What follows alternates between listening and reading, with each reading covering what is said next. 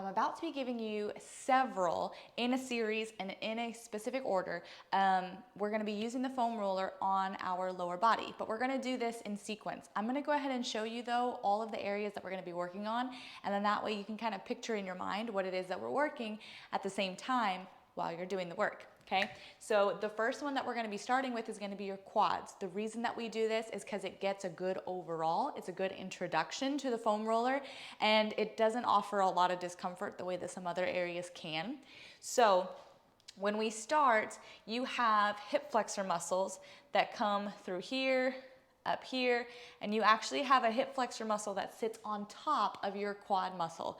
So it's a really great opportunity to get multiple areas and multiple muscle groups by starting with the quads. And then with that, we have vastus medialis, which is here, vastus lateralis out here. I also will call it your lateral quad. We'll talk about it probably quite a bit. And then you have vastus intermedius. It's better shown here because it's underneath that hip flexor muscle. And those are going to be the primaries that we look at here. This guy up here is your TFL. I go into more detail in that later. And your TFL is what turns into your IT band, which is right here. And then we'll also be doing some stripping between the IT band and the vastus lateralis.